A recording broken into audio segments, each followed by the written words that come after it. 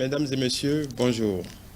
La célébration de la fête nationale commémorative de notre indépendance nous donne chaque fois l'occasion de célébrer ce que nous sommes, un pays souverain, un peuple fier et responsable, une nation qui enfin se réalise et construit pas à pas mais résolument son développement. Une nation qui s'impose de la discipline et qui progresse. Une nation qui prend de plus en plus sa place sur la scène internationale, qui peut parler d'une voix forte, sans complexe, mais sans prétention aucune. Si nous y arrivons, c'est bien parce que nous avons enfin compris qu'il ne faut pas se contenter d'être seulement politiquement indépendant. C'est la conviction que le président de la République, son Excellence Patrice Talon, avait voulu partager avec ses compatriotes à l'occasion de la célébration des 61 années d'indépendance de notre pays. Et c'est certainement forte de cette même conviction que l'Union progressiste a voulu organiser ce qu'on a appelé les conférences de l'Union pour réfléchir sur notre devenir commun. Aujourd'hui, nous allons saisir l'occasion de cet entretien pour revenir sur les différentes thématiques abordées, cette impulsion, cette innovation que ce parti politique a voulu apporter à l'occasion de cette traditionnelle fête. Et nous allons également faire le tour des questions d'actualité, des questions qui font débat aujourd'hui, en tout cas, qui sont en débat dans notre société. Et ce sera, nous allons faire ce tour avec un honorable invité. Il s'appelle Zantou Pascal, ancien conseiller à la HAC et membre de l'Union progressiste. Bonjour, conseiller. Bonjour, monsieur le journaliste. Merci de nous avoir fait l'honneur d'avoir accepté notre invitation, de vous prêter à nos questions. Nous allons revenir dans un premier temps sur cette adresse du chef de l'État à la nation. Il y a comme un Bénin nouveau qui transparaît dans les mots du président de la République. Est-ce que vous partagez ce même sentiment que nous sommes sur une pente différente, une pente nouvelle, une impulsion nouvelle, de nouvelles habitudes et une tendance quand même qui devrait nous amener à bon port? Merci. D'abord, je voudrais vous remercier très sincèrement de nous faire l'honneur à l'Union progressiste de nous inviter de temps en temps sur votre plateau pour évoquer des sujets d'importance, comme c'est le cas en ce moment, à savoir nos 61 années d'indépendance au Bénin. Pour revenir à votre question concernant l'adresse du chef de l'État dans le cadre de la célébration de notre indépendance, je pense que, quelle que soit la position que l'on occupe, quelles que soient ces tendances, on est d'accord que notre pays, depuis quelques années en tout cas, est en train de se transformer sur beaucoup de plans. Qu'il s'agisse du plan politique, où nous avons déjà instauré une certaine tradition depuis la conférence de février 1990, que ce soit sur le plan économique, sur le plan culturel, touristique, il y a beaucoup de transformations, de changements notables qui s'opèrent. Ce qui est nouveau ici, c'est que les transformations en cours sont des transformations plutôt structurelles. C'est-à-dire que on attaque le mal par sa racine, et donc il ne s'agit plus de saupoudrage. C'est les causes réelles qui sont attaquées. De sorte que aujourd'hui, on peut le dire à la suite du chef de l'État que nous sommes en train de matérialiser effectivement notre indépendance, notamment vis-à-vis des forces inhibitrices que autrefois on pourrait appeler forces impérialistes, etc., etc. Voilà. Donc je suis tout à fait d'accord avec le chef de l'État quant à ce qui concerne les mutations que notre pays est en train de connaître en ce moment. Et tout le monde est d'accord là-dessus. Voilà, en paraphrasant le président de la République, il parle seulement d'indépendance politique acquise. Parce qu'au-delà de ça, tout est à construire sur le plan économique, sur le plan social, et ainsi de suite. Est-ce que vous pensez que même sur le plan politique, on peut se dire aujourd'hui qu'après 61 ans d'indépendance, des pays comme le nôtre aient réellement acquis une autonomie ne serait-ce que politique? Vous savez, rien n'est définitivement établi. Rien n'est définitivement établi. Sur le plan politique, nous avons connu beaucoup de réformes depuis l'historique conférence nationale des forces vives de février 90, comme je viens de l'indiquer. Nous avons acquis des libertés, les libertés fondamentales sont là depuis ces années-là. La démocratie s'exerce, les institutions sont mises en place et fonctionnent normalement, malgré quelques couacs qu'on peut observer. Sur le plan politique, nous avons appris beaucoup de choses, nous avons acquis beaucoup de choses, des choses dont nous sommes foncièrement jaloux aujourd'hui, de sorte que lorsque, pour des raisons de rigueur, de fermeté, le gouvernement prend des décisions, certaines décisions, on a tendance à dire que non, c'est des décisions trop fortes, on ne devrait pas y aller comme ça, on est en train d'écorcher la démocratie, etc. etc.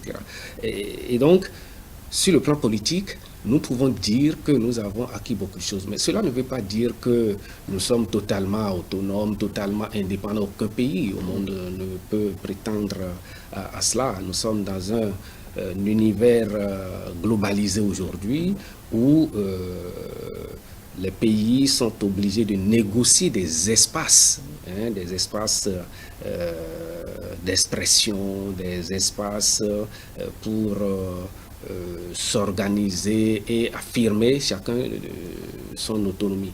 Sur le plan politique, nous avons connu des avancées et avec cet art aussi, par exemple sur le plan du système partisan, vous avez vu que le chef de l'État a dû a dû remuer un peu cette fourmilière-là avec des réformes qui sont en cours et qui sont difficiles à accepter, même si tout le monde est d'accord qu'il fallait faire ces réformes-là. Oui. Voilà. Dans ce même discours, le chef de l'État, bien évidemment, s'est attaqué aux nombreux défis qui attendent d'être résorbés.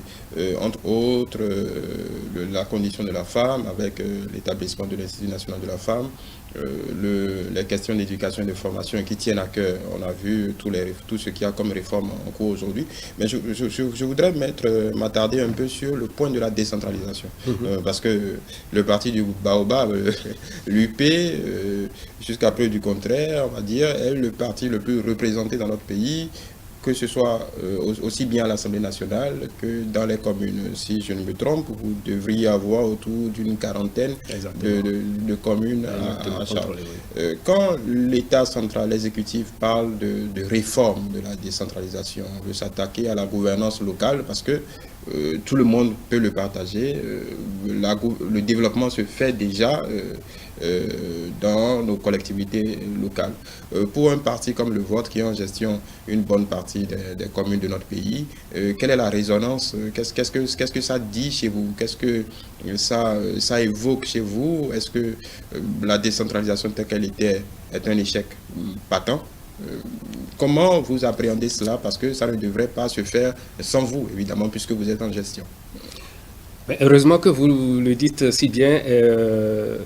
Ceci ne peut pas se faire sans nous, parce que nous sommes effectivement impliqués dans la gouvernance du pays en ce moment. Vous savez, les réformes qui sont annoncées en ce moment, l'UP les avait déjà anticipées.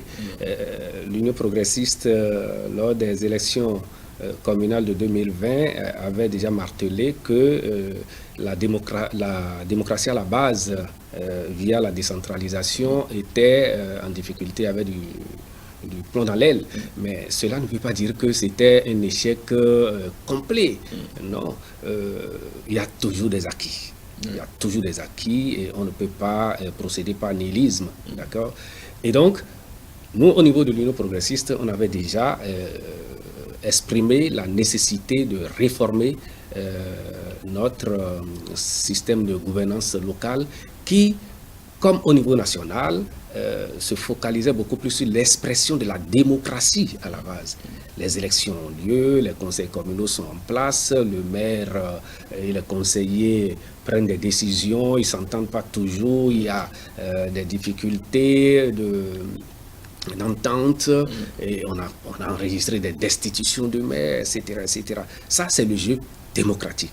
Mais le développement social, le développement économique, culturel, touristique était quelque peu laissé en rade.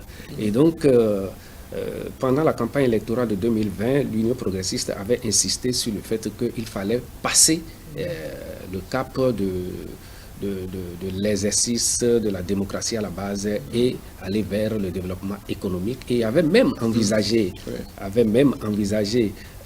une gouvernance basée sur une restructuration pour mettre en place des structures dédiées à la gestion économique. Et dans ce cadre-là, vous vous souvenez que 2 ou 3 jours après la mise en place des nouveaux conseils communaux, l'Union progressiste avait organisé un atelier important, retentissant, ici à Cotonou, pour indiquer un certain nombre de directives à ces conseillers communaux, en particulier à ces maires, c'est-à-dire aux maires qui sont de notre parti, séminaire sur les 100 premiers jours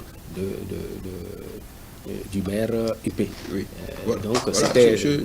Justement, je voulais vous arrêter sur un point. Quand vous parliez de démocratie à la base, est-ce que, et on a pu voir cette musique, cette petite musique qu'on avait l'habitude d'entendre on va dire, ces 10 dernières années, en tout cas avant 2016 et même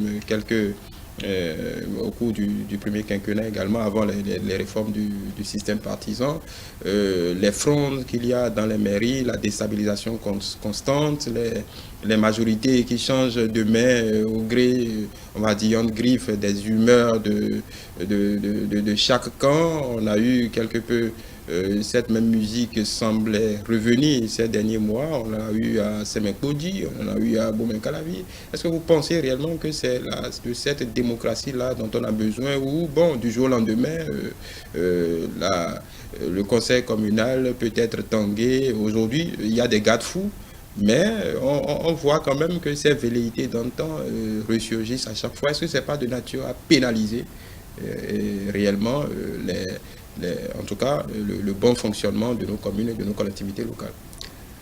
Ce n'est pas le type de démocratie dont nous avons besoin à la base, mais c'est une forme d'expression démocratique. C'est-à-dire que chacun a la liberté d'exprimer ses opinions, et lorsque la majorité est constituée d'un côté, eh bien, le jeu démocratique veut que ce soit la majorité qui est le dessus.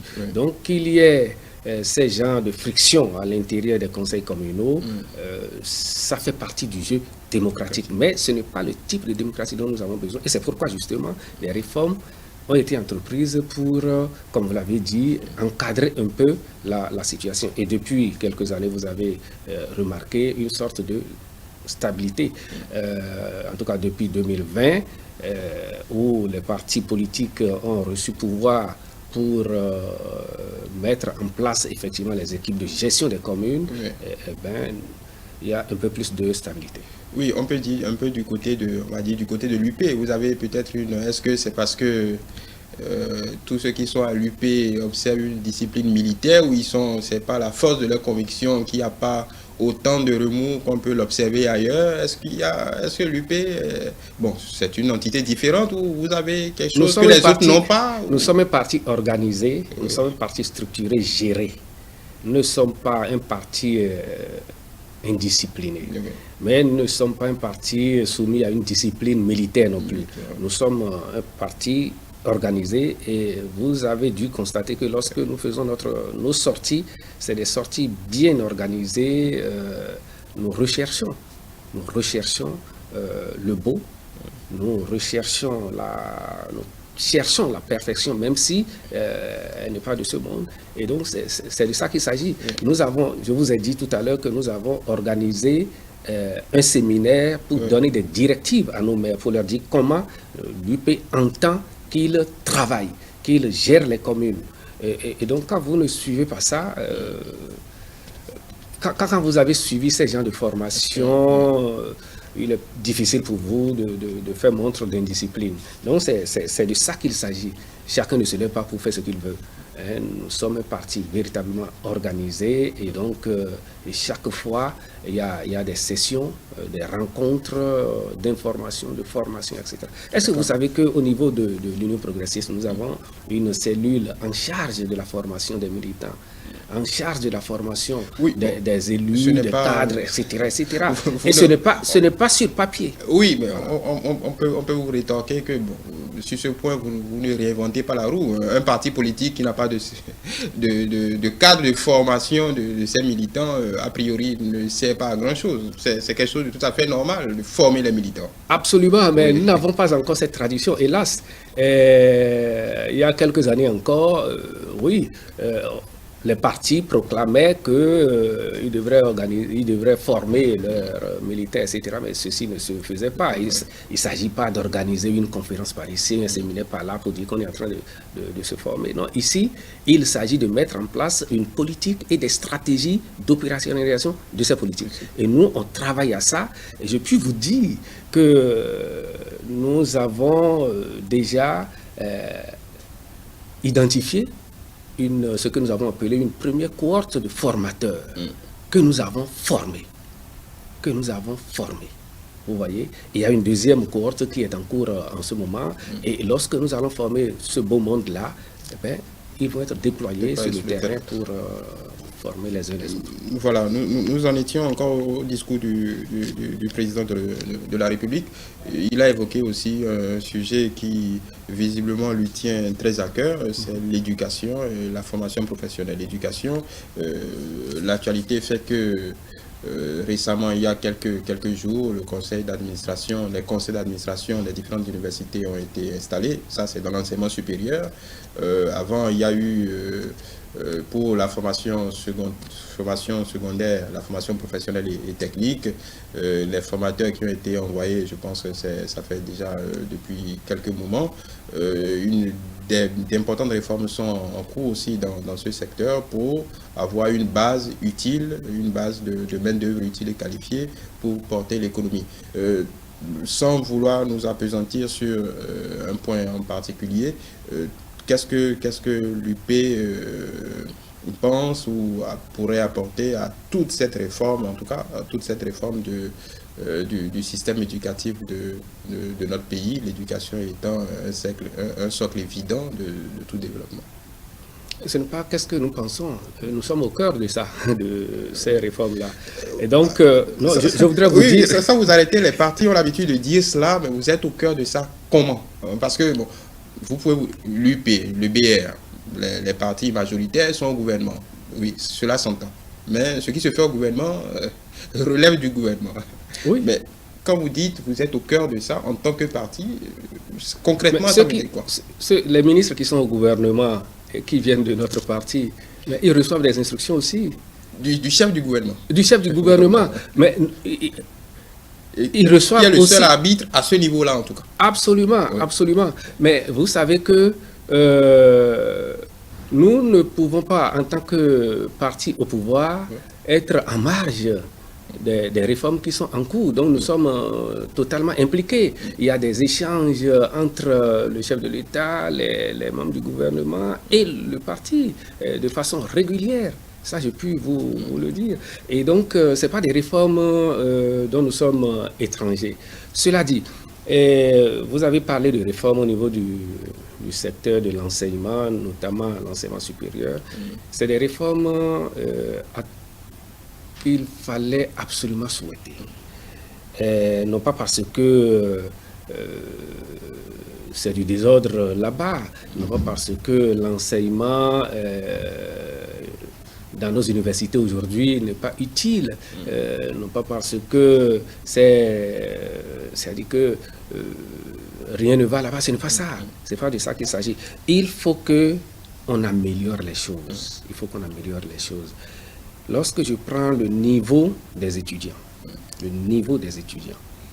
dans nos universités, il est apparu que des étudiants constituent des groupes et peuvent se permettre un certain nombre de déviance, de dérive. Vous êtes au courant de ça. Il est apparu que dans nos universités, des étudiants s'agressent. Il est même arrivé qu'il y a eu des morts d'hommes dans nos universités, que des étudiants se soient battus jusqu'à se donner la mort. Ce n'est pas des choses à admettre dans un État sérieux. Ce n'est pas des choses à admettre. Lorsque je vais du côté des enseignants, non, en tout cas moi, très modestement, je ne suis pas habilité à me prononcer sur la qualité de l'enseignement, même si je dois le faire en tant que parent d'étudiant, n'est-ce pas, en tant que citoyen déjà. Mais le diagnostic que le ministre de l'Enseignement supérieur, qui n'est pas quelqu'un, un intrus qui ne connaît pas la maison, le professeur Léonard Yahi, l'ADECAN, fait partie du corps enseignant de l'université d'Abomey-Calavi, et donc elle connaît très bien ce milieu-là. Et ce n'est pas elle seule qui a fait le diagnostic, c'est une commission constituée d'enseignants du supérieur et d'autres personnalités qui a travaillé et qui a établi ce diagnostic dont nous avons entendu parler, qui n'est pas très reluisant pour nous. Enseignement obsolète, absentéisme des enseignants, un certain nombre de choses qu'il faut effectivement redresser. C'est tout ce que les réformes actuelles demandent, redresser ça. Et le chef de l'État et son gouvernement ont décidé que ceci se fasse de façon participative. Donc la commission a travaillé, il y a eu un séminaire national qui a réfléchi encore sur les propositions de la commission, et là maintenant il s'agit d'opérationnaliser les décisions et recommandations qui ont été prises. Je pense que c'est dans l'intérêt de nos universités, c'est dans l'intérêt de notre pays, parce que la formation, si elle est mal faite, l'avenir du pays sera hypothéqué. Voilà, donc vous n'avez pas d'inquiétude fondamentale par rapport à quelques critiques qu'on a eu à entendre, par exemple par rapport à d'aucuns ont pointé du doigt une sorte de précarité de la fonction enseignante au niveau supérieur quant à cette mesure de former une cohorte, disons, d'assistants qui devraient contractualiser avec l'État pendant 4 ans, si mes informations sont exactes, une forme d'aspiranat comme dans le secondaire. D'aucuns critiquaient un peu cette façon d'institutionnaliser la précarité de la formation enseignante même au supérieur. Donc il y a d'autres critiques par rapport à cette réforme. Moi, je n'ai pas d'inquiétude. Je n'ai pas d'inquiétude sur une expérimentation qui n'est pas encore faite. Il faudrait que l'on passe à la phase d'expérimentation pour voir quels sont les points forts, les points faibles de ces réformes-là. Lorsque les réformes ont été engagées au niveau de l'enseignement primaire, de l'enseignement secondaire, de la formation technique et professionnelle, les mêmes critiques ont été formulées. Et s'il n'y avait pas eu en face un gouvernement un peu serein, peut-être que ces réformes n'auraient pas abouti. Le mal dans notre pays, et c'est impressionnant, c'est que chaque fois que les dirigeants décident d'engager des réformes, on ne leur permet pas d'aller jusqu'au bout.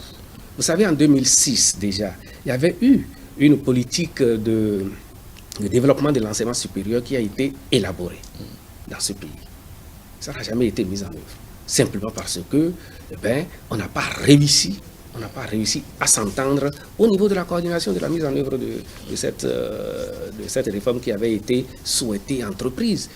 Donc, nous sommes dans une dynamique de blocage tout le temps, alors que nous, les hommes, nous passons, le pays est là. Le jeu démocratique veut que lorsqu'une majorité est au pouvoir, que la majorité exerce le pouvoir. Je ne refuse pas. Peut-être qu'on veut pointer du doigt aussi le corporatisme du corps enseignant qui s'arc-boute sur peut-être ses privilèges ou voilà Je ne sais pas si c'est de cette façon qu'il faut l'exprimer. Ce qui est certain, il y a toujours des intérêts en jeu. Et ceux qui sont là, qui ont des intérêts à préserver, ne vont pas accepter tout go si facilement que ces intérêts soient mis à l'épreuve. C'est de bonne guerre, c'est humain tout ça là. Et c'est pourquoi, chaque fois que le gouvernement entreprend des réformes, il y tient, il reste serein et ferme là-dessus, surtout lorsque ces réformes sont partagées. Et j'ai le sentiment que sous l'actuel régime, avant d'engager n'importe quelle réforme, les acteurs concernés sont consultés, il y a des concertations, il y a des études qui sont réalisées, tout le monde est d'accord avant que la réforme ne soit engagée. Mais il se trouve que tout le monde ne peut pas. C'est-à-dire, ce n'est pas de l'unanimisme. Oui, tout le monde est peut-être d'accord sur le diagnostic, mais tout le monde n'est certainement pas d'accord sur la tout à fait. Solution à administrer. La façon nous jugerons sur pièce quand cette réforme sera implémentée. On est en plein dedans. Voilà, nous allons sortir un peu du discours du chef de l'État, mais je ne saurais pas sortir de là sans vous poser la question autour de la vaccination. Le chef de l'État a pointé du doigt notre dépendance par rapport à cette pandémie, à l'aide extérieure, ainsi de suite. C'est dans l'esprit de nous mobiliser, de nous remobiliser afin de relever. C'est un défi aussi dans ce secteur-là, de pouvoir, dans quelques années, compter sur nos propres forces pour, voilà, toujours dans cette quête d'indépendance, pas totale, parce que comme vous l'avez dit, personne n'est jamais véritablement indépendant tout à fait. Mais quand je parle de vaccination, encore là, je veux pointer du doigt la responsabilité des partis. Bon, là, nous avons l'UP. Nous sommes dans un tournant, on va dire. Depuis quelques semaines, l'exécutif met l'accent sur l'impératif de la vaccination. Le ministre est monté au créneau, les membres du gouvernement également. Mais encore une fois, bon, vous allez me répondre que vous êtes au gouvernement, mais encore une fois, les partis politiques ne peuvent pas en leur sein essayer d'accompagner ce mouvement de l'exécutif, voilà, en initiant quelque chose, en essayant de convaincre, de mobiliser leur base, par exemple, quant à la vaccination, quant à au danger que présente cette pandémie, aux nouveaux variants, ainsi de suite. Est-ce qu'il n'y a pas un travail à faire au niveau des partis politiques pour prendre le relais du discours de l'exécutif? Surtout que pour l'UP, le BR, moi le Bénin, l'UDBN, vous participez à la gestion du pouvoir. Est-ce qu'il n'y a pas là un manque qu'il faut combler? Qu'est-ce que vous demandez que nous fassions? Que nous prenions que vous sensibilisez votre base, par exemple, à la vaccination? Nous le faisons tous les jours. Nous le faisons tous les jours. Vous ne pouvez pas vous imaginer combien de réunions nous organisons dans nos villages, dans nos communes, dans nos arrondissements pour parler de ces choses-là. Si aujourd'hui il y a une mobilisation relativement forte dans le cas de la vaccination contre le Covid-19, vous croyez que c'est seulement du fait des interventions à la télé? Il y a ce travail qui se fait. Il y a aussi le travail que les partis font. Les partis sont des instruments de mobilisation des masses.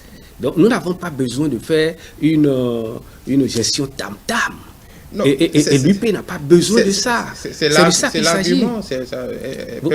Vous savez, moi je suis allé me vacciner et j'ai été étonné, surpris de voir que ceux qui étaient venus pour se faire vacciner ce jour-là, c'était des membres de l'UP. Non, loin de là, non. Oui, loin de là. Mais c'est des hommes ordinaires, comme vous et moi. Oui. Des femmes revendeuses de marché, des conducteurs de taxi-motos et Midjan, des chauffeurs, des gens qui n'étaient pas capables d'écrire, d'accord? Et j'ai été agréablement surpris par ça. Ça veut dire quoi? Ça veut dire que le message est en train de passer. Et que ceux qui résistent quelque peu à la vaccination, peut-être ne sont-ils pas encore bien informés. Ils s'informent via les réseaux sociaux. Et ce que les partis politiques comme l'Union progressiste font, c'est justement d'aller vers les populations pour leur dire de vive voix ce qu'il y a et ce qu'il faut faire. Nous n'avons pas besoin, le gouvernement est déjà en train de communiquer via les médias. Nous le faisons, mais nous le faisons beaucoup plus dans la proximité, en contact avec les populations. C'est de ça qu'il s'agit. Moi, je suis coordonnateur de mon parti dans ma commune et je sais que nous avons engagé des actions dans ce sens-là et ça se fait tous les jours. Voilà. Nous en venons maintenant aux conférences de l'Union. Déjà, à l'origine de cette idée, est-ce que c'est parce que c'est pour s'adapter au contexte de la Covid, puisqu'il n'y a pas réellement de festivités, ou est-ce que l'UP a voulu innover, se démarquer des autres partis, ou peut-être que ça part d'une conviction profonde que à chaque fête nationale, il faut non pas se vautrer dans dans des réjouissances tout azimut, mais s'imposer une réflexion constante sur l'avenir de notre pays, notre histoire et les desseins que nous avons pour la collectivité nationale. L'Union progressiste, une fois encore, je vous le répète, est un parti organisé. Nous n'improvisons pas. Ce n'est pas pour nous mettre au bout du jour que nous avons imaginé ça. Non. Les conférences de l'Union s'inscrivent dans un cadre global. Nous avons un plan d'action. Nous avons un plan de travail annuel. Et c'est inscrit dans ce plan-là que cette année, on devrait organiser ces conférences-là.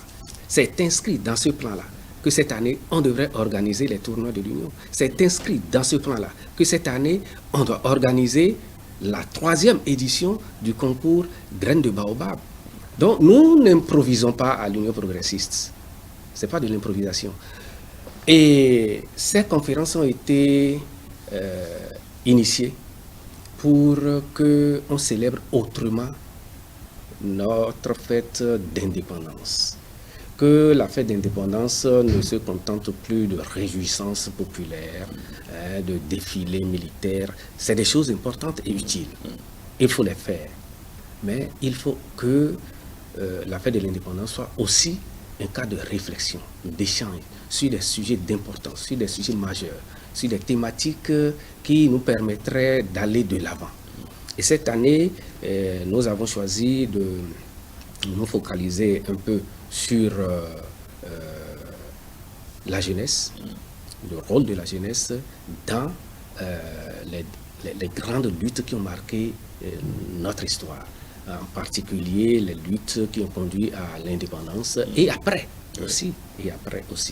Donc, c'est de ça qu'il s'agit. Il ne s'agit pas de dire, bon, qu'est-ce que nous on va inventer cette année pour faire la différence par rapport aux autres. Nous ne sommes pas en compétition avec les autres partis. Nous réfléchissons pour imaginer ce qui peut permettre à notre pays d'aller de l'avant. Vous êtes forcément en compétition, puisque de toute façon, au bout du chemin, vous aurez à aller requérir le suffrage des électeurs. Donc forcément, et c'est par rapport aux autres partis. Donc la finalité, c'est toujours la compétition. Si vous situez la compétition sous cet angle, oui, pourquoi pas. C'est la finalité ultime absolument, des partis politiques. Absolument. Un parti politique est constitué pour conquérir le pouvoir et l'exercer, et surtout le conserver. Ah oui. Voilà. Donc on peut dire que cela participe de votre stratégie de conservation de votre pouvoir. Si, en organisant ces conférences, nous impactons les citoyens et que ceux qui sont encore indécis décident d'adhérer à l'Union progressiste, mais ce n'est que bénéfice. Ah oui, absolument. Alors, les thématiques, il y a eu 4 conférences. Pour rappeler rapidement les thématiques: lutte de libération nationale en Afrique et au Bénin, contribution de la jeunesse, notamment étudiante aux luttes de libération nationale en Afrique, lendemain de l'indépendance, qu'est l'Afrique et les enjeux stratégiques de l'Afrique d'aujourd'hui. Il y a un thème qui se dégage très nettement, la lutte de libération nationale. Pourquoi ce focus sur cette thématique en particulier? Parce qu'elle est le cœur, même si on y a joint la jeunesse. Ensuite, pourquoi ce focus sur la lutte de libération nationale? Parce qu'on se dit, bon, on est en 2021, lutte de libération nationale, on pense à 1960, on pense aux différentes luttes pour accéder à l'indépendance, on pense peut-être du Bénin au FLN, on pense à beaucoup de choses, mais bon, comment on fait le lien avec 2021?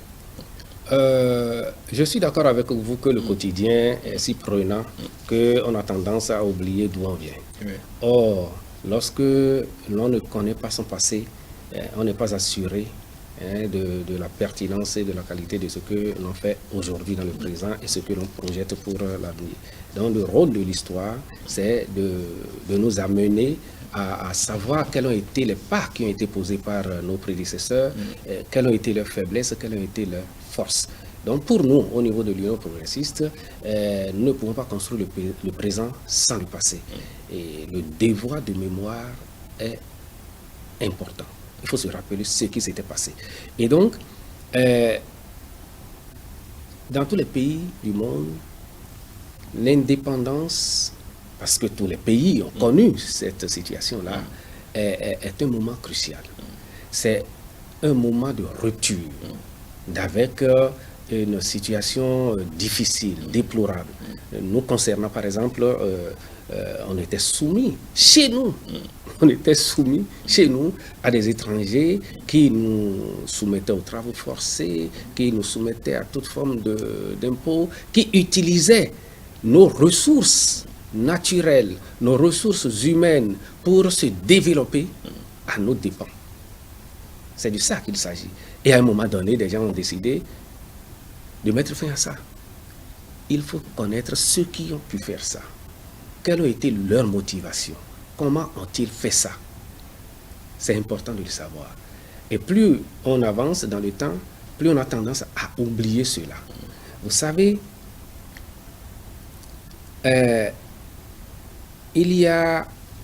lorsqu'on a étudié cette histoire, nous avons remarqué que nos prédécesseurs, nos anciens, ne s'étaient pas contentés de leur situation de coloniser.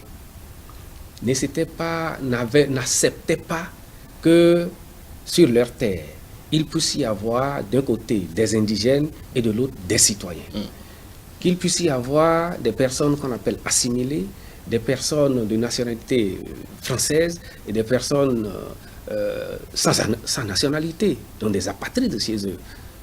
Ils ont toujours contesté ça. Nous avons, dans notre pays, autrefois Dahomey, connu ce qu'on a appelé les évolués dahoméens, c'est-à-dire des gens qui étaient allés à l'école, qui sont allés à l'école, qui sont instruits, qui sont des intellectuels et qui avaient mis en place un certain nombre d'organisations pour combattre la colonisation. L'un des moyens qui avait été surtout utilisé, c'est les médias. C'est les médias. Et vous vous souvenez des gens comme Louis Roucarin, vous vous souvenez des gens comme des Kunom, beaucoup d'autres personnes qui avaient combattu la colonisation via les médias, la Voix du Dahomey, qui a connu un procès retentissant dans les années 1920 déjà.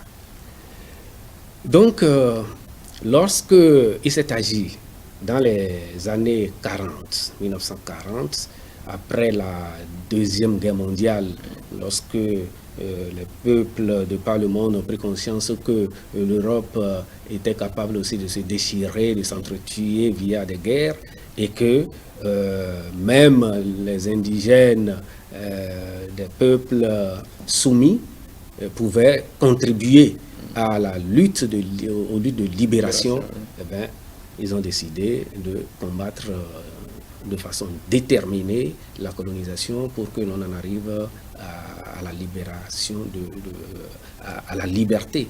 Donc la motivation profonde de cette lutte pour l'indépendance était la conquête des libertés dans tous les domaines. que ce soit sur le plan politique, économique, etc., etc. Et ça, nous ne devons pas le perdre de vue. Et l'Union progressiste, après réflexion, s'est dit qu'il faut le rappeler. Il faut le rappeler et le marteler autant que faire se peut. Conquête des libertés. Et lorsque les libertés sont conquises, il ne faut pas dormir ses lauriers. Donc, l'objectif principal, ce n'est pas de rappeler seulement l'histoire, mais de dire aux Béninois d'aujourd'hui et aux jeunes en particulier que nous sommes toujours confrontés à des problèmes de liberté. Est-ce que nous sommes véritablement libres en tant que Béninois, en tant que citoyens béninois? Je ne parle pas de liberté seulement vis-à-vis des pouvoirs qui nous dirigent ici, mais je parle aussi de liberté vis-à-vis du reste du monde. Est-ce que nous sommes totalement libres? Donc, c'est des questions sur lesquelles il faut toujours revenir. Et le focus a été mis sur les jeunes parce que justement, ils ont pris une bonne part dans cette lutte de libération. Vous vous souvenez des organisations telles que la Fédération des étudiants d'Afrique noire en France, FEANF. Vous vous souvenez certainement aussi de l'Union générale des élèves et étudiants du Dahomey-UIGED, qui étaient des organisations de jeunes, d'étudiants, d'élèves, qui prenaient des positions contre la colonisation et qui travaillaient à la libération des peuples noirs. Et donc, il était important de rappeler tout ça là.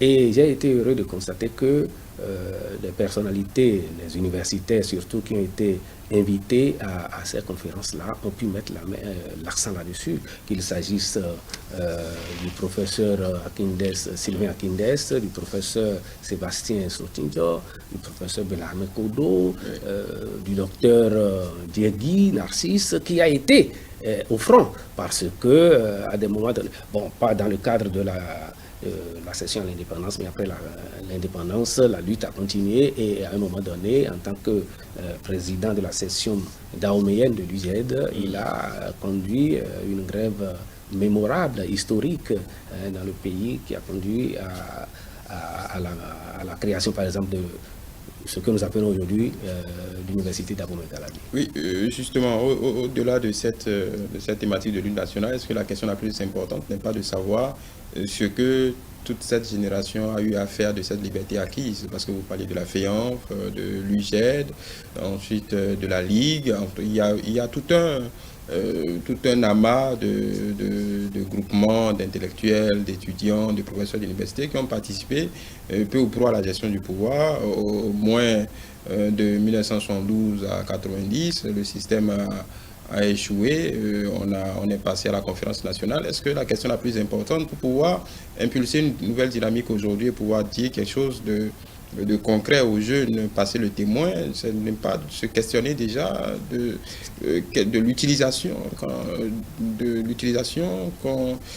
que toute cette, disons, classe post-indépendance a fait de la liberté chèrement acquise?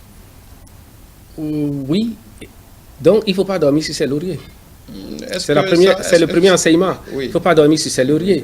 Et lorsque l'indépendance a été acquise concernant notre pays, par exemple, certains de ces étudiants qui avaient milité dans ces mouvements, dans ces organisations, oui, effectivement, avaient accédé au pouvoir, mais ils n'étaient pas les seuls à accéder au pouvoir. Et, donc, et puis, ils n'ont pas accédé au pouvoir en tant que responsables de ces organisations.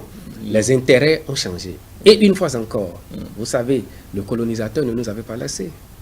Oui, est-ce qu'on... C'est pour faire le lien, vous allez comprendre la pertinence de ma question. Aujourd'hui, quand vous écoutez les jeunes, en griffe, ceux qui se réclament du panafricanisme, en tout cas les jeunes de 2021 ont plutôt tendance à tout rejeter encore aujourd'hui en 2021 sur le colonisateur. Notre colonisateur à nous, notre souffre-douleur, c'est la France est responsable de tout.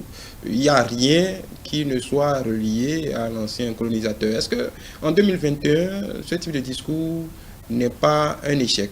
Comme à cette époque déjà, on disait, oui, le colonisateur, oui, effectivement, on peut le prouver concrètement par certains faits, mais est-ce que ce n'est pas un échec continuel continuellement, après 60 ans, de toujours tout remettre sur le dos du colonisateur? Il ne s'agit pas de tout remettre sur le dos du colonisateur. Il s'agit de reconnaître que nous sommes dans un système où les puissants ont toujours tendance, jusqu'à aujourd'hui encore, à contrôler les plus faibles. Il faut le reconnaître et travailler à le combattre. D'accord? Cela dit, nous ne devons pas perdre de vue nos propres tares. Nous ne devons pas perdre de vue nos propres tares. Et nos propres tares, nous les connaissons. La corruption, le favoritisme, le népotisme, toutes sortes de mots qui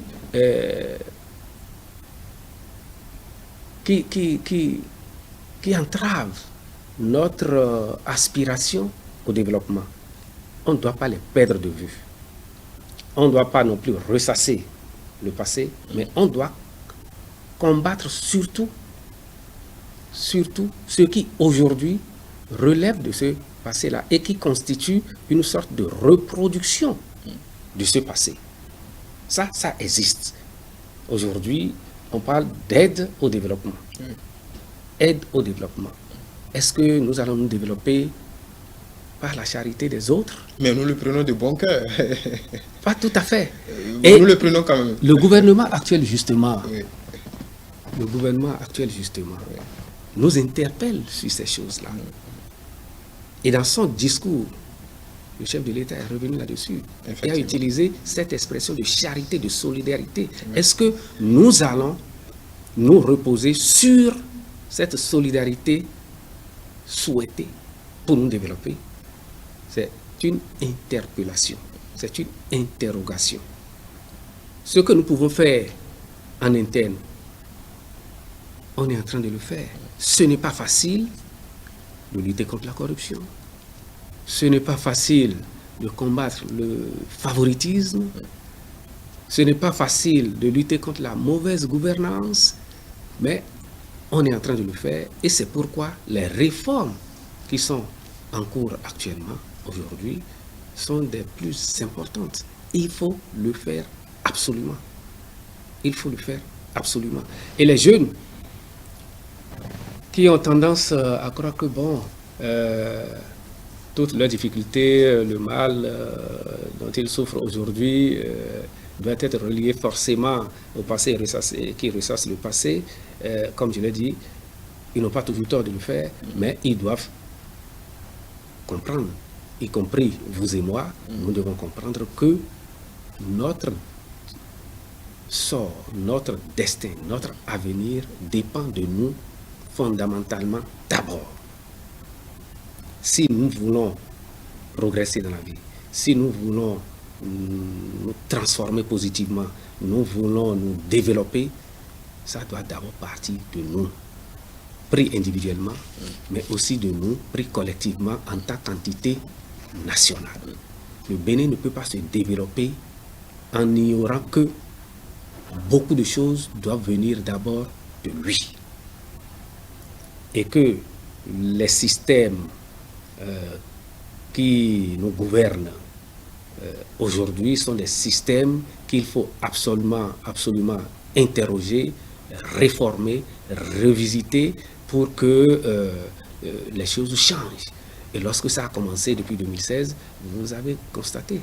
Est-ce que vous avez l'impression que ce message-là est entendu par la jeunesse? Je ne dis pas simplement au cours des 4 jours de conférence. Est-ce que vous avez l'impression que déjà ce message est audible pour la jeunesse? Est-ce que la jeunesse, c'est pour ceux qui ont assisté, l'échantillon qui a assisté à ces conférences-là, que le message est entendu? Ou est-ce qu'il y a... Comment est-ce qu'on peut être sûr que ces conférences-là qui sont une innovation ne soient pas une conférence de plus pour que d'ici là, qu'on ait déjà oublié tout ce qui a été dit?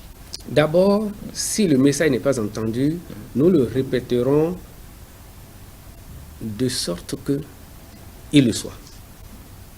Nous le répéterons de sorte qu'il soit audible et entendu. Ensuite, nous n'allons pas nous contenter des échanges que nous avons eus. Nous sommes en train de préparer l'édition des actes de ces conférences-là. Et lorsque ces actes vont être édités, eh bien, nous allons passer maintenant à l'opérationnalisation des conclusions de ces actes-là. D'accord? Donc, il ne s'agit pas d'aller parler et puis de retourner chez soi et dormir sur ses lauriers. Ce n'est pas de ça qu'il s'agit. Et nous avons dit que chaque année, ces conférences vont être répétées. Et des propositions seront faites au gouvernement, des propositions seront faites aux institutions qualifiées pour les recevoir, et ainsi de suite. Voilà. En parlant, je vais m'appesantir pour quelques minutes sur le thème de la 4e conférence, les enjeux stratégiques de l'Afrique d'aujourd'hui. Quels sont-ils? Lorsque nous avons discuté, les enjeux sont nombreux.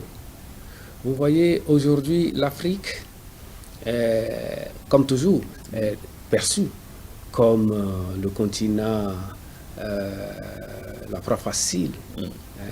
Ça, on n'a pas cessé de l'être.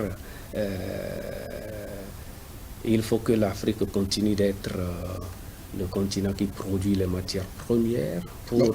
Elle a les matières premières de fait. Non, elle a les matières premières de fait, oui. Mais l'Afrique ne doit pas continuer d'être le continent qui produit les matières premières pour les industries des autres. L'Afrique doit produire des matières premières pour ses propres industries. Et c'est à ça que nous devons travailler. C'est un enjeu important.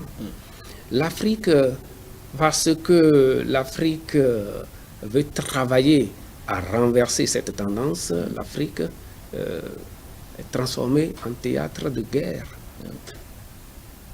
En théâtre de guerre.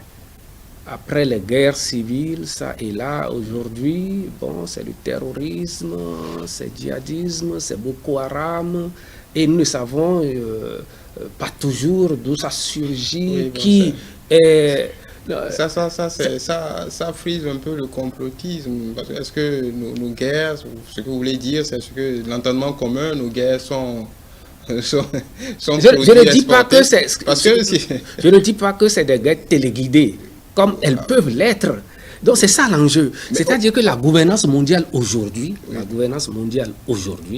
est telle que les faibles n'ont pas voix au chapitre. Et les faibles, les États faibles sont transformés en des théâtres d'expérimentation.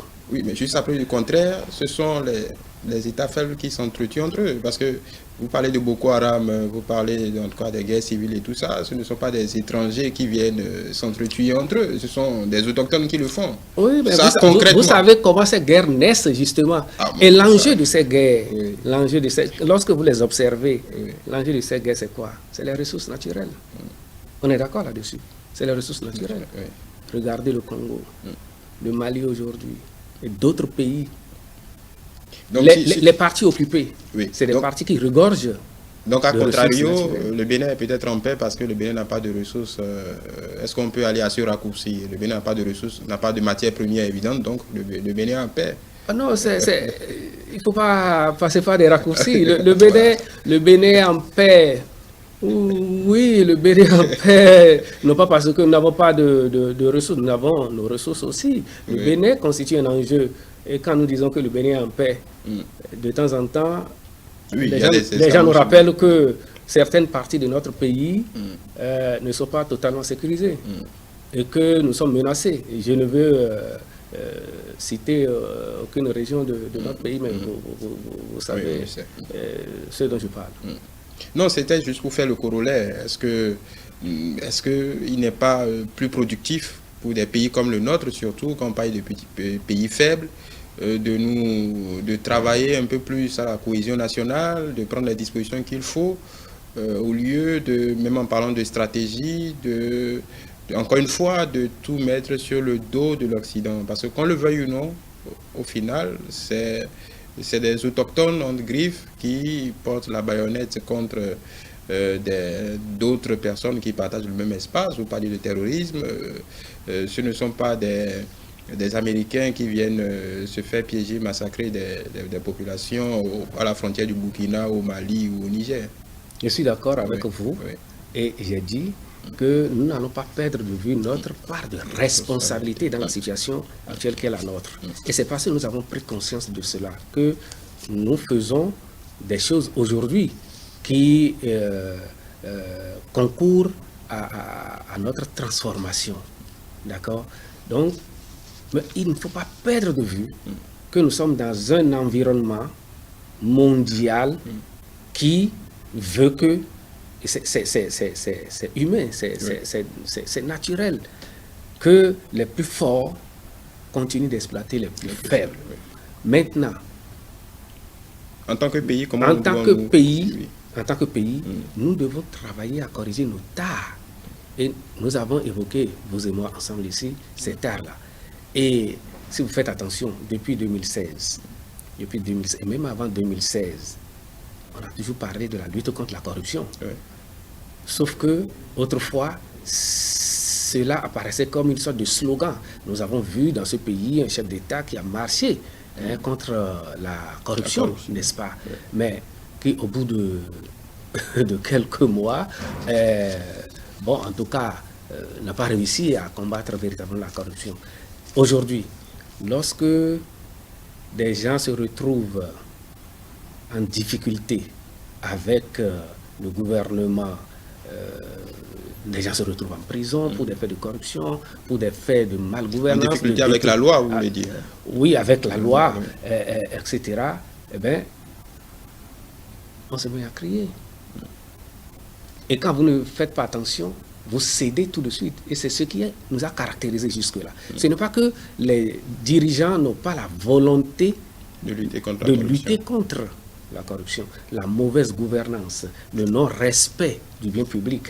Mais dès que ça commence, eh bien, on a plus tendance à défendre le fautif qu'à lui dire ce que vous avez fait, monsieur, n'est pas bon, il ne faut pas le reproduire, et pour ne pas le reproduire, il faut assumer vos responsabilités, accepter les sanctions afférentes. Donc, nous n'avons pas, ne développons pas cette tendance-là. La tendance est de dire, ah mais non, mais il est victime, c'est un coup fourré, c'est ceci, c'est cela. On trouve toujours des complots. Et si on ne passe pas ce cap-là, ça va être difficile pour nous de nous développer. Vous avez vu, le gouvernement a fait l'effort d'assainir un peu la gestion dans notre pays, les retombées sont là. Aujourd'hui, nous avons des routes. Nous avons accès à l'eau potable, dans tous les cas, plus aujourd'hui qu'hier, en tout cas, plus de Béninois ont accès à l'eau potable. Oui. Mais on a plus de routes aujourd'hui qu'hier. Oui. Ça, c'est certain. Certains ont même dit que ce que l'on a fait en 4-5 ans, en 50 ans, on ne l'avait pas fait. Donc, moi, je me méfie de ces genres d'incantations. Mais la réalité, c'est que aujourd'hui, on a plus de routes. Vous allez, pour ne prendre que ce cas-là, dans une ville modeste comme Lokossa aujourd'hui, les populations de Lokossa sont fières du gouvernement simplement parce que aujourd'hui, ils ont l'impression de vivre sur une autre planète. Beaucoup de voies, de rues goudronnées, de rues pavées, éclairées. Mais qu'est-ce que nous demandons? Électricité, on en a, même si par moment il y a des coupures, ça ne peut pas ne pas arriver. Ça ne peut pas ne pas arriver. Nous avons de l'eau, il y a des coupures par moment, ça ne peut pas ne pas arriver. Mais tenez, récemment, lorsqu'on a donné les résultats du BPC et du baccalauréat, tout le monde s'est trouvé étonné, surpris. Ah, mais depuis 50 ans, on n'a pas connu ça au bac, plus de 64%, c'est la première fois, etc. Mais c'est au prix de quoi? Au prix des réformes. Et surtout, du courage et de la détermination que le gouvernement a utilisé pour mettre en œuvre ces réformes-là. Une fois encore, le problème, ce n'est pas les réformes. C'est la mise en œuvre des réformes qui est le plus important. Et si ceci n'avait pas été fait, si un certain ministre n'avait pas accepté d'être impopulaire, on n'aurait pas atteint ces résultats aujourd'hui. C'est de ça qu'il s'agit. C'est de ça qu'il s'agit. Si le gouvernement n'avait pas fait... au ministre Marion Kakou. Si tel est le cas, pourquoi pas? Parce que c'est lui qui a conduit ces réformes et les a mises en œuvre. Et il a été impopulaire de ce fait-là. Les syndicalistes qui étaient dans leur rôle aussi, d'accord? Mais si aujourd'hui, on ne peut plus, un élève ne peut plus aller de façon fantaisiste d'une école à une autre, falsifier les bulletins, etc., c'est grâce à EducMaster. C'est de ça qu'il s'agit.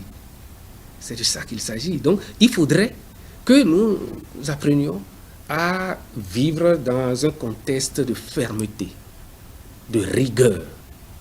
Sinon, on n'ira pas de l'avant. Voilà. Donc, pour clore ce chapitre des conférences de l'Union, on retient qu'il y aura un rapport, des actes et des propositions qui seront faites au gouvernement. Absolument. Nous sommes en train de préparer l'édition des actes des conférences de l'Union. Et lorsque ça va être édité, vous verrez que nous ferons des recommandations en direction des institutions habilitées. Voilà. Juste pour revenir sur un pan de votre propos tout à l'heure en parlant de... Là, nous rentrons dans les questions d'actualité. Vous parliez de fermeté, de justice, ainsi de suite. Il y a eu une polémique qui est née suite au discours du chef de l'État sur la grâce présidentielle. En tout cas, les commentateurs se sont enflammés, les gens, puisque il y a la question qui se pose, c'est par exemple, ce qui revient le plus souvent, c'est par rapport à quelqu'un comme une personnalité comme Liali Soglou, par exemple, Rosine Soglou n'étant plus de ce monde. D'aucuns ont au fait de saisir ce que le chef de l'État a annoncé, ce qui est habituel, puisque à toutes les fêtes nationales, le président de la République en charge, traditionnellement, prend un décret pour élargir certains prisonniers de droit commun. Alors, cette annonce aujourd'hui, à la lumière du paysage politique, est vue tout autrement. Qu'est-ce que vous en pensez? Je sais qu'il n'y a pas de position officielle de l'Union progressiste, parce qu'on n'en a pas vu, en tout cas. Non, vous demandez mon opinion personnelle, en tant que Pascal Zantou. Le chef de l'État est dans ses droits en graciant un certain nombre de prisonniers. Oui. La loi l'a prévu. Oui. Et pour y parvenir, c'est du travail qui se fait. Le chef de l'État ne se lève pas de son propre chef pour gracier qui il veut, etc. C'est un travail qui se fait sur la base des tests en vigueur. Maintenant, pour être gracié, il faut être prisonnier. Il faut être prisonnier. Oui. Ou bien, bon, je ne sais pas si ceux dont les uns et les autres parlent sont en prison en ce moment. Bon, s'ils ne sont pas en prison, je ne sais pas comment on pourrait les gracier. Maintenant, il y a des pays comme l'Afrique du Sud où des dispositions légales existent où lorsque quelqu'un est en prison, on peut l'autoriser de façon formelle à aller assister à une manifestation spéciale du genre d'inhumation d'un proche, etc. Si nos tests le prévoient, je ne trouve pas de raison que le gouvernement actuel, le chef de l'État en tout cas, ne puisse pas mettre en œuvre de telles dispositions. Encore. Mais si ça n'existe pas, bon, est-ce que c'est le moment de l'inventer? Je ne sais pas. Voilà. L'autre sujet qui a justifié, en tout cas en partie, la sortie du porte-parole du gouvernement ces derniers jours, ce sont les derniers déguerpissements dans la ville de Cotonou. D'aucuns parlent pas de Toboula 2 parce que le préfet Toboula n'est plus là, c'est le préfet Orunla. Est-ce que il y a un vent de critiques par rapport à cette opération, même si le porte-parole du gouvernement est venu mettre les choses à l'endroit? Vous, en tant que parti politique et citoyen, quelle est votre opinion là-dessus? Vous savez, je vais peut-être me répéter encore une fois, la rigueur, c'est ça. Les déguerpissements ont commencé dans ce pays depuis longtemps maintenant. Depuis 2017, sous ce régime-là. Depuis au moins 2017. Ouais. La preuve, c'est que vous avez parlé de Toboula 2. Toboula, le préfet Toboula Modeste, s'est illustré dans ce domaine-là. Parce qu'il a voulu être ferme et faire respecter des décisions qui ont été prises. Toboula s'en va. Et puis, nous reprenons nos anciennes habitudes qui ne sont pas les meilleures. Mais il y a asphaltage. Des infrastructures sont mises en place. Et les gens se permettent encore de les occuper de façon anarchique et avec des installations qui portent gravement atteinte à la beauté. Est-ce que nous n'avons pas droit au beau dans ce pays?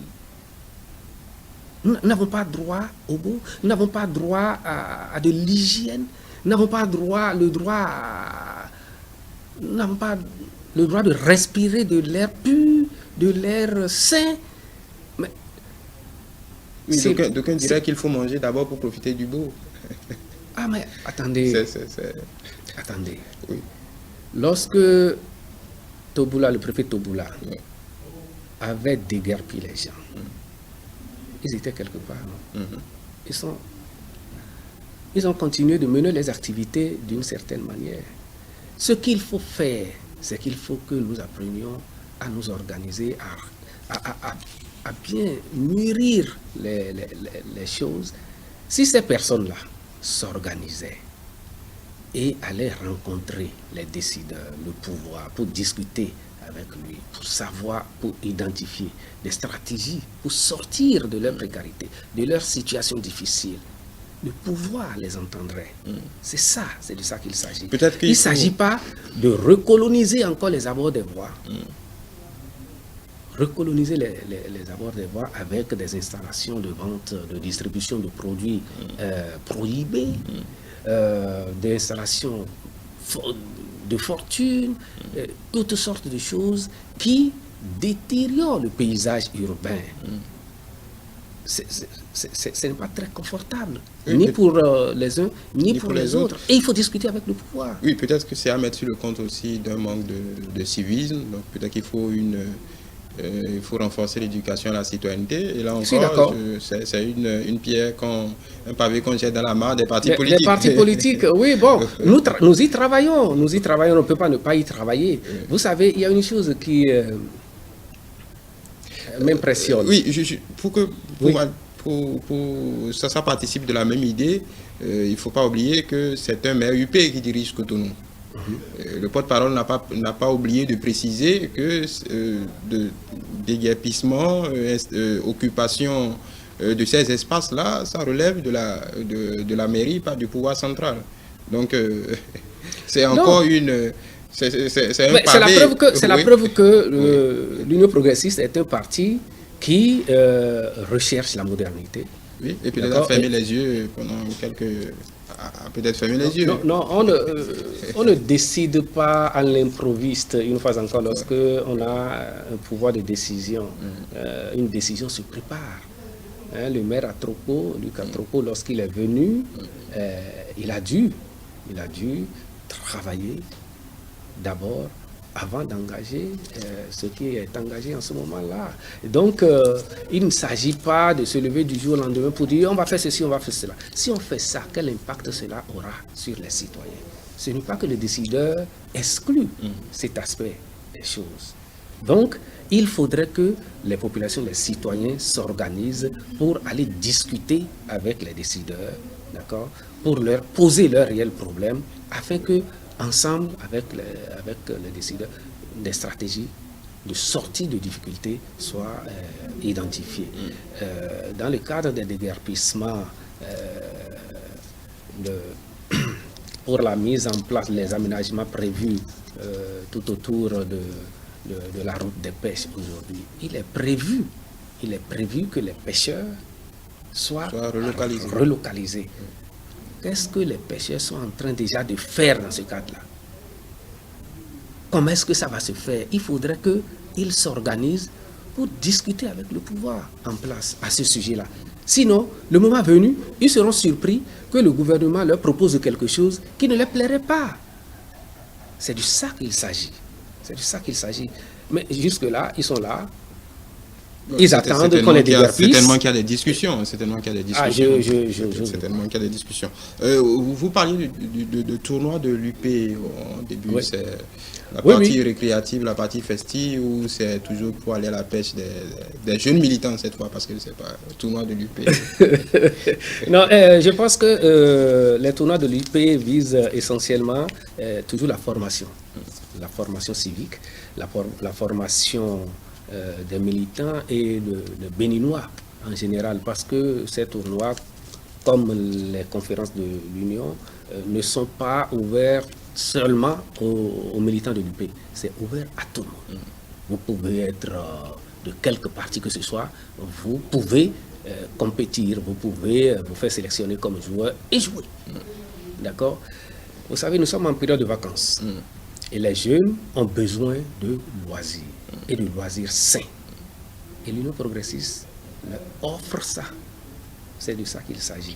Donc, c'est pour offrir un espace d'expression et un espace de formation aux jeunes citoyens béninois que l'Union progressiste a initié les tournois de l'Union qui vont se dérouler dans tout le pays. Dans tout le pays, chaque département, chacun des 12 départements va organiser à son niveau ce tournoi-là. Qui va opposer de football. De football masculin. Football masculin. Parce qu'il y a football masculin, il y a football féminin aujourd'hui. Pour le moment, nous avons jeté le dévolu sur le football masculin. Et c'est des jeunes de 18 ans au moins qui sont autorisés à faire partie des équipes qui vont compétir. Et donc, comme je le disais, dans chaque département, les communes vont s'opposer entre elles jusqu'à dégager l'équipe championne du département, et au niveau national, ces équipes-là vont s'affronter pour qu'on ait l'équipe championne nationale. Voilà, ça c'est le côté festif, on va dire. Je m'en voudrais de ne pas vous poser une question éminemment politique, là, pour revenir à la politique à proprement dit. Et ce n'est pas, je vous rassure, ce n'est pas une question piège. Comment voyez-vous, en tant que membre de l'Union progressiste, ce qui se passe en ce moment du côté du bloc républicain, de l'autre partie, on va dire, sœur de la galaxie, la majorité présidentielle, les vagues de démission, en tout cas tout ce qu'il y a comme mouvement du côté de ce parti. On peut voir aussi du côté de Mouel Bénin. Comment vous voyez ça, de votre, en tout cas du côté de l'Union progressiste, évidemment? Comment vous observez tous ces menus chamboulements? Bon, moi, je ne pense pas que ce soit vraiment très utile pour vous, pour nous, que l'Union progressiste ait une opinion sur ce qui se passe à l'intérieur des autres partis. Mais ce que je sais, c'est que, une fois encore, ceci fait partie de l'expression du jeu démocratique. C'est l'exercice de la démocratie à l'intérieur des partis. Et donc, ce que je vais souhaiter, c'est qu'il y ait plus de cohésion au sein des partis, afin que la compétition, sinon les compétitions entre partis, soient des compétitions assez conviviales, fondées sur la défense des idées, la défense des projets de société, sur le partage d'ambition pour le pays. C'est de ça qu'il s'agit. Donc, nous n'avons pas à juger, à apprécier ce qui se passe à l'intérieur des partis. Ça ne vous touche pas plus que ça, étant donné que vous êtes dans la même barque, qu'on le veuille ou non? Bon, dans tous les cas, nous sommes un parti constitué, un parti indépendant, d'accord, un parti qui aspire à conquérir et à exercer le pouvoir, quitte à le conserver aussi. C'est de ça qu'il s'agit pour nous. Et nous travaillons à ça. Nous ne travaillons pas à apprécier ce qui se passe à l'intérieur des autres partis. Donc on comprend que si ça se délite de l'autre côté, bon, c'est forcément... si ça se délite de l'autre côté, c'est forcément bénéfice pour vous. Ça ne fait que vous renforcer en réalité. Si certaines personnes estiment que là où ils sont ne leur convient plus et qu'ils veulent bien venir chez nous, eh bien, nous allons discuter avec eux pour voir s'ils partagent effectivement nos convictions, parce que nous ne sommes pas un parti quelconque, nous sommes un parti qui est fondé sur une idéologie donnée. Ne l'oubliez pas, nous sommes un parti de la social-démocratie. Donc, si vous ne partagez pas cette idéologie, cette philosophie, si vous n'êtes pas prêt à vous nourrir d'un certain nombre de valeurs, ben, vous ne pourrez pas venir chez nous. Voilà. Mais donc, ne refusons pas que des gens puissent venir vers nous. Voilà. Vous me tendez la perche, on va sortir de ces débats. Vous parlez de votre idéologie, social-démocratie. Le social est un mot fétiche. En tout cas, sur ces 5 dernières années, je pense pour le mandat qui a commencé également, parce que le chef de l'État parle de votement social. Donc, chacun l'assaisonne à sa sauce, avec tout ce qui va avec. Juste un mot sur la cherté de la vie qui a été pointée du doigt, en tout cas, qui a été constatée par le gouvernement lui-même, les dispositions qui ont été prises. Jusqu'à aujourd'hui, avec le recul, on constate que voilà, certains prix de denrées alimentaires sont à la baisse. Juste pour sortir de ce débat, qu'est-ce que vous en pensez par rapport à cette disposition-là? Non, je ne peux que saluer l'effort du gouvernement qui a permis de maîtriser la situation et que le panier de la ménagère soit de plus en plus soulagé. Je ne peux que saluer ça. Et vous voyez, il faut toujours attaquer le mal par la racine. Lorsque le problème s'est posé, le gouvernement n'a pas fui. Il a d'abord reconnu sa responsabilité dans cette affaire-là en disant oui, effectivement, il se pose des problèmes. Et dès que c'est fait comme ça, on recherche les causes. On a observé qu'il y avait des produits de première nécessité, des produits vivriers en particulier, de chez nous, qui étaient sortis frauduleusement du pays, et ceci a contribué à la cherté de la vie. Et lorsque ça, on a arrêté cette saignée-là, vous avez constaté les effets positifs immédiatement. Voilà qui clôt cet entretien. Je vais vous dire merci. Merci pour, en tout cas, l'ouverture d'esprit et votre contribution à cet entretien. Et merci d'avoir honoré votre invitation, l'invitation qui vous a été envoyée. Je rappelle que nous avions ce matin sur le fauteuil de l'entretien Pascal Zantou, ancien conseiller de la ALAHAC et membre de l'Union progressiste. Nous avons essayé de faire le tour des questions, de quelles questions d'actualité. Nous sommes revenus sur les conférences de l'Union qui ont été tenues sur du 27 au 30 juillet passé et sur les différents points abordés par le chef de l'État dans son adresse à la nation à l'occasion de la célébration de notre fête nationale. Merci à vous toutes et tous qui nous avez suivis.